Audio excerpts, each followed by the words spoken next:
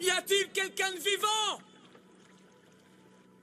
Est-ce que quelqu'un m'entend?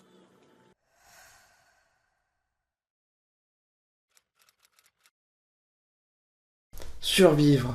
Voilà un enjeu fort que le cinéma a représenté bon nombre de fois. Survivre est un acte fort où l'humain doit pouvoir faire face à des éléments plus grands que lui et se surpasser. Devenu un véritable genre en soi, le film de survivants fascine. Des enjeux souvent tragiques qui tiennent souvent du miracle lorsque le héros en arrive à s'en sortir. Et quoi de mieux pour représenter les récits de survivants que de s'inspirer de faits réels. Et combien de grandes histoires de survivants nous sont parvenues. Ainsi, les récits de grands voyageurs, des combattants et des survivants nous fascinent. Pas étonnant donc que parmi les grands récits de survivants, bon nombre d'entre eux nous ont inspiré des films. Dans l'imaginaire collectif, le survivant revient d'un périple en pleine nature. Il rentre alors en communion avec la nature, hostile et sauvage, pour pouvoir survivre.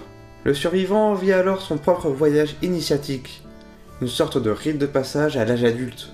La nature devient alors un personnage à part entière, véritable antagoniste face auquel doit faire face le survivant. L'île déserte devient alors aussi une prison à ciel ouvert, duquel il nous est impossible de fuir. La forêt est un labyrinthe naturel dans lequel on se perd, et où on est obligé de se retrouver. Et alors qu'il soit de sable ou de glace, les déserts quant à eux sont un voyage vers le vide et la mort. La montagne quant à elle, lieu de tous les extrêmes, et enfin l'océan devient un symbole de soi. Les profondeurs deviennent ainsi un symbole de notre subconscient. Mais il y a aussi de nombreux films où la survie du personnage implique des éléments bien humains. On peut alors parler de l'espace, décor de SF par excellence, que l'humanité tente d'explorer depuis quelques décennies. Ainsi, plus le décor présente de danger, plus les enjeux de survie deviennent lourds. Mais si on parle beaucoup de décor depuis le début de cette vidéo, c'est parce que c'est au sein de ce décor que le survivant évolue. Mais alors, parlons enfin un peu des survivants. Que pouvons-nous dire du survivant? Pourquoi est-ce que ce type de personnage devient si fascinant pour le public?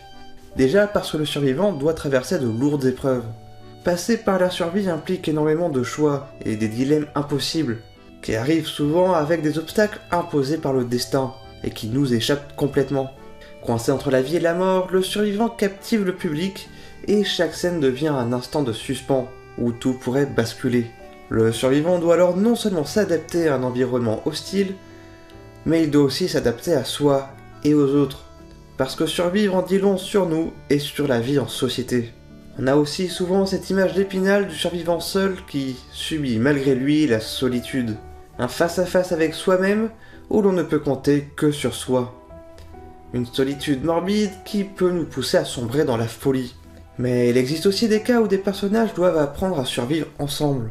Qu'ils soient perdus sur une île déserte, en zone de guerre ou juste coupés du monde, survivre en groupe remet en question notre vision de la société. Un milieu hostile nous pousse dans nos retranchements et nous impose bien souvent de revoir notre sens moral. Survivre implique donc une tension constante, parsemée de trahisons, de vols, de relations risquées.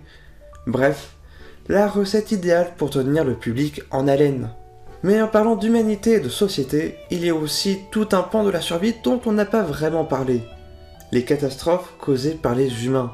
Car oui, si la nature offre des enjeux de taille lorsqu'on parle de survie, permettant de créer un combat entre l'homme et la nature, comme nos récits, nos mythes et notre histoire ont su en créer tant, il est des fois où les personnages doivent survivre à des enjeux bien humains. Ainsi, les films de guerre ont souvent placé la notion de survie dans leurs films.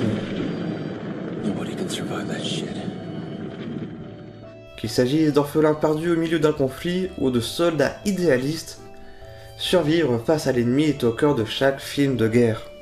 La science-fiction non plus ne manque pas d'imagination.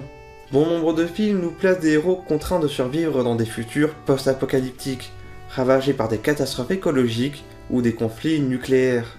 Des interrogations profondes à l'ère de l'atomique, où chaque catastrophe pourrait nous faire basculer vers le chaos le plus absolu. Ces films catastrophes placent la notion de survie au-delà du cadre purement individuel, mais bien au niveau collectif. Si ces films nous touchent plus particulièrement, c'est parce qu'il s'agit là de la survie de l'humanité tout entière dont il s'agit. Depuis quelques années, un genre bien particulier de la science-fiction gagne aussi en popularité. le Battle Royale. Tirant son origine du roman éponyme de Koshun Takami, adapté au cinéma en 2000, le succès fut retentissant et inspirait bon nombre de films et de jeux vidéo. Le principe est simple, une arène dans laquelle sont enfermés des joueurs qui doivent s'entretuer jusqu'à ce que le dernier survivant gagne. C'est plein de joueurs, Il se parachute sur une carte. ils trouvent des armes, et le dernier survivant gagne. Dans ce style, notamment hérité de la gladiature romaine, survivre impose de tuer, au nom d'un divertissement. Cette fois-ci, la remise en question de notre sens moral ne touche pas que le personnage, mais également le public. En véritable voyeuriste, observer la survie du joueur nous impose de questionner notre rapport à ces images, dures et violentes.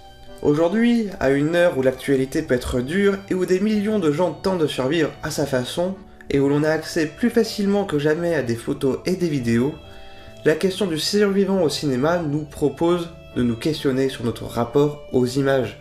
Pourquoi aime-t-on tant voir des gens survivre? Parce que déjà, cela nous donne de l'espoir. Lorsque la tension impliquée pendant toute la durée du film redescend, lorsque le survivant gagne son combat et retourne chez lui, devant désormais se reconstruire, le spectateur peut enfin respirer et peut croire que tout est possible, que n'importe quel obstacle peut être surmonté. L'archétype du survivant nous inspire avant tout la force morale et la capacité à ne jamais abandonner. Voilà aussi pourquoi le survivant passionne le public. Mais c'est aussi oublier le prix à payer pour sa survie. Un prix moral et parfois physique, où nous devons avant tout faire face à soi-même.